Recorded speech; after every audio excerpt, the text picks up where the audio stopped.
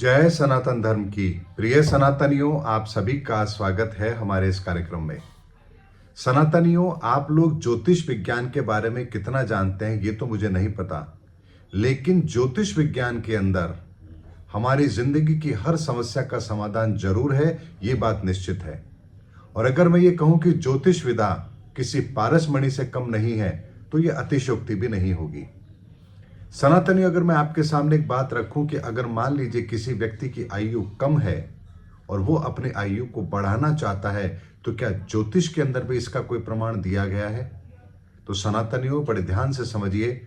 ज्योतिष विज्ञान के अंदर समय की गणना के साथ हमारे जीवन की श्वासों को भी जोड़ करके देखा गया है। यानी कि हम जब बात करते हैं समय की, तो समय की जब बात आती है तो आप कहेंगे 1 सेकंड, 1 सेकंड से भी छोटी इकाई लेंगे तो आप कहेंगे माइक्रो सेकंड, उससे भी छोटी इकाई लेंगे तो आप कहेंगे नैनो सेकंड। लेकिन ज्योतिष विज्ञान के अंदर समय की गणना को कितना सूक्ष्मतम रूप से लिया गया है, इस बात की बारीकी को आप समझिए कि ज्योतिष विज्ञान के अंदर 1 सेकंड को भी 32,40,000 टुकड़ों में डिवाइड किया जा सकता है। और 32,40,000वां हिस्सा जो समय का होता है, 1 सेकंड का होता है, उसे कहा जाता है एक त्रुटि। यानी एक त्रुटि का मान होता है 1 सेकंड का 32,40,000वां हिस्सा। और 60 त्रुटि से एक रेणु बनती है, और रेणु का मान होता है 1 सेकंड का 54,000 हिस्सा। यानी 1 सेकंड के 54,000 हिस्से करेंगे तो एक रेणु का मान प्राप्त होगा। 60 रेणु एक लव बनता है, यानी 1 सेकंड का 900 हिस्सा।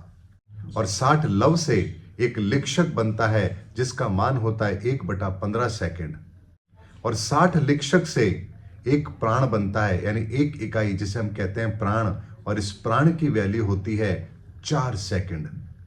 और इसीलिए हम जो श्वास लेते हैं इसकी गति 4 सेकंड की होती है। यानी समय का विस्तार और हमारा जीवन, हमारे जीवन में ली जाने वाली श्वास, ये सब कुछ एक दूसरे से कनेक्टेड है। और इसीलिए ज्योतिष विज्ञान के अंदर किसी व्यक्ति की आयु का निर्धारण भी किया जाता है कि ईश्वर ने इसको कितनी सांसें दी हैं और ये सांस कितने समय में जाकर इसकी समाप्त होंगी। यानी 4 सेकंड के अंदर एक श्वास, और जितनी श्वासें हम लिखा कर आए हैं, यानी उतना समय हमारा इस धरती पर रहने वाला है। ऐसे में जब कभी भी आयु क्षीण की अवस्था बनती थी तो वैदिक ज्योतिष के अंदर भी संत महापुरुष एक उपाय बताते थे, और वो उपाय होता था ध्यान साधना का। क्योंकि ध्यान साधना के अंदर प्राकृतिक तौर पर आपकी ये श्वास की गति बहुत धीरे हो जाती है, और धीरे होते होते इतनी मध्यम हो जाती है कि आपको श्वास आ रही है या नहीं आ रही है इसका भी आप अंदाजा नहीं लगा सकते। ऐसे में जो आपके हिस्से में श्वास लिखी गई है, अब इसका आना और जाना एक तरह से रुक गया है, और यहां से आपकी आयु की वृद्धि होना आरंभ हो जाती है। और इसीलिए ध्यान अवस्था के अंदर जो संत महापुरुष बैठे होते हैं उनकी आयु हजारों वर्ष की इसीलिए होती है क्योंकि उनकी श्वास की गति स्थिर हो चुकी होती है। यानी कि वो ना श्वास ले रहे हैं ना श्वास छोड़ रहे हैं, वो अपने प्राण ऊर्जा को दशम द्वार में स्थित करके इस स्थिति में आ जाते हैं जहां उन्हें जीवन यापन करने के लिए श्वास की आवश्यकता ही नहीं होती। इस अवस्था को कहा जाता है समाधि की अवस्था। अब ये बात जो मैं आपको कह रहा हूं, ये बात आपको यदि विचित्र लग रही है तो इसी को आज के वर्तमान के अंदर प्रैक्टिकल अप्रोच के साथ देखते हैं। अगर कोई व्यक्ति बहुत ज्यादा बीमार है तो उसे क्या करते हैं डॉक्टर? वेंटिलेटर पर ले लेते हैं।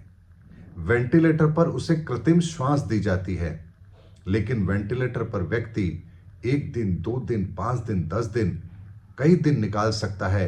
तो आखिर वेंटिलेटर पर वो व्यक्ति मरणावस्था में भी होने के बावजूद इतना समय कैसे निकाल रहा है? क्योंकि उसके जीवन की जो श्वास है, जितनी भी बची है, हमने उस श्वास को रोककर उसे कृत्रिम श्वास देना आरंभ कर दिया, और यहां पर वो व्यक्ति वेंटिलेटर पर है, अचेतन अवस्था के अंदर है, लेकिन मृत नहीं है। लेकिन वहीं पर यदि मान लीजिए कोई व्यक्ति मर जाए, उसकी श्वासें समाप्त हो जाए, तो क्या उसे आप वेंटिलेटर पर लेकर के जिंदा कर सकते हैं? यानी क्या किसी मरे हुए इंसान को वेंटिलेटर पर लिया जा सकता है, उसे सुरक्षित रखा जा सकता है कई दिनों के लिए? ऐसा संभव नहीं है। लेकिन अगर किसी की चंद सांसें भी बाकी हैं और फिर अगर उससे पहले ही उसे वेंटिलेटर पर ले लिया जाए, तो वो व्यक्ति अपनी उन जब तक सांसों को पूरा नहीं कर लेगा, वो मृत्यु का वर्ण नहीं कर सकता। और इसी कारण से हमारी आयु का भी निर्धारण हमारी श्वासों के आधार पर होता है और हमारी एक श्वास की कीमत 4 सेकंड के बराबर होती है। यानी हमारे एक श्वास की कीमत 4 सेकंड है। 4 सेकंड के अंदर आप एक श्वास को लेते हैं और ये जो मान है हमारी प्राण का 4 सेकंड का, इसका विधान भी ज्योतिष विज्ञान के अंदर दिया गया है। इसीलिए अपनी श्वासों की गति पर काम कीजिए।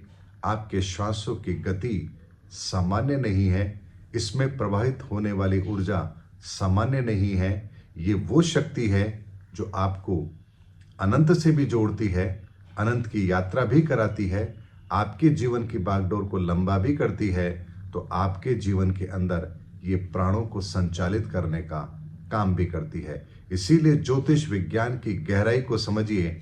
हमारी हर समस्या का समाधान ज्योतिष में है।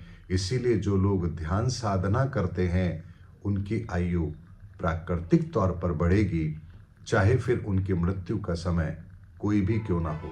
जितनी आप ध्यान साधना करेंगे, अपनी श्वासों को स्थिर रखेंगे, ध्यान के अंदर शांत चित्त होकर बैठेंगे, उतना ही आपकी आयु में वृद्धि भी अवश्य होगी। ये मैंने आपको वैज्ञानिक आधार पर आपके सामने बात रखी है कि कैसे हमारा 1 सेकंड का मान, उसका 32,40,000वां हिस्सा, और कहाँ 60 लिक्षक से एक प्राण, और एक प्राण की समय अवधि 4 सेकंड, और 4 सेकंड मतलब एक प्राण।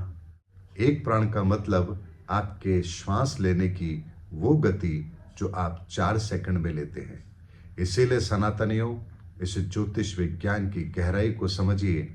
आपको आपके जीवन की हर समस्या का समाधान जरूर मिलेगा। इसीलिए जो लोग कहते हैं क्या मृत्यु को टाला जा सकता है, निश्चित तौर पर टाला जा सकता है, लेकिन तब नहीं जब मृत्यु आपके सामने हो, बल्कि तब जब आपको ये पता हो कि आपकी आयु कम है और आप ध्यान साधना के द्वारा अपने सांसों की गति को नियंत्रित करके ईश्वर की उस सौगात को प्राप्त कर सकते हैं, जहां आपकी आयु वृद्धि का विधान भी ज्योतिष में दिया गया है।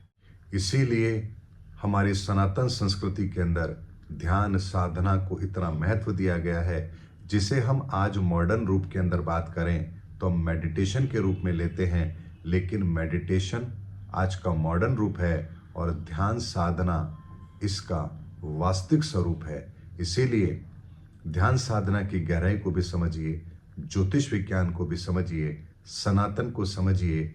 अब समय इन सारे रहस्यों का हमारे सामने आने का है। इसीलिए इन रहस्यों को समझिए और अपने जीवन में इसका भरपूर आनंद भी लीजिए। मिलेंगे अगले वीडियो के अंदर, तब तक के लिए जय हिंद, जय भारत, जय सनातन धर्म की।